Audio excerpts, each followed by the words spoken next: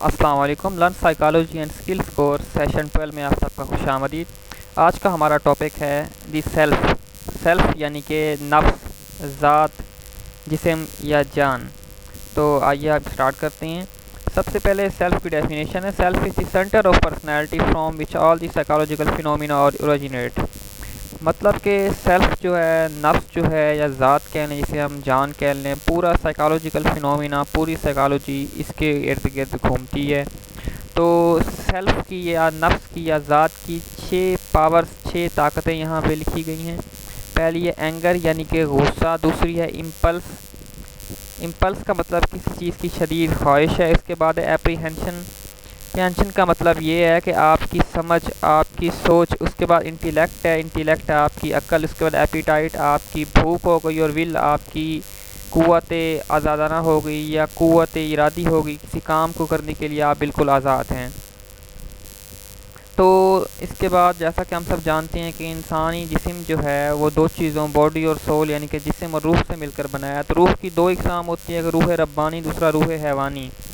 روح ربانی کا مطلب یہ ہے کہ ایسی روح جو بالکل ہارمونی میں ہو، بالکل بیلنس میں ہو، جس میں جسم اور روح کا جو تعلق ہے بالکل بیلنس ہو، اور وہ اچھے کام کرے، اور اس کا اللہ کے ساتھ یا خدا کے ساتھ، گاڈ کے ساتھ کنیکشن ہو۔ اس کے بعد ہے روح حیوانی۔ روح حیوانی یہ اینیمل اسپرٹس روح ہوتی ہے۔ اس روح میں جانوروں کی خصوصیات ہوتی ہیں۔ انسان اپنی خواہشات پوری کرتا رہتا ہے اور خواہشات میں نیچ حد تک بھی چلا جاتا ہے۔ اس کے بعد نفس کے 3 درجے ہیں۔ سب سے پہلے نفس کا درجہ ہے نفس مطمئنہ۔ یہ نفس مکمل طور پر اطمینان ہوتا ہے، مطمئن ہوتا ہے۔ اس میں اچھے اور برے میں کوئی لڑائی جھگڑا نہیں ہوتا، یعنی کہ یہ اچھے کام کرتے ہیں، اور مکمل طور پر جسم اور روح جو ہوتی ہے ہارمونی میں ہوتی ہے۔ نفس مطمئنہ کو ہم روح ربانی بھی کہہ سکتے ہیں۔ اس کے بعد نفس لوامہ ہے۔ نفس لوامہ جسے ہم ضمیر کہتے ہیں، اس میں ڈو اور ڈو ناٹ کی سچویشن ہوتی ہے، یعنی کہ کوئی برا کام کر دیا ہے تو نفس کہتا ہے کہ تم نے برا کام کیا ہے۔ اچھی اور بری چیزوں میں ہمیشہ کانفلکٹ رہتا ہے، لڑائی رہتی ہے۔ اس کے بعد نفس امارہ ہے۔ نفس امارہ کو روح حیوانی بھی کہتے ہیں۔ اس میں اینیمل ٹینڈنسی ہوتی ہے، جانوروں کی خصوصیات ہوتی ہے۔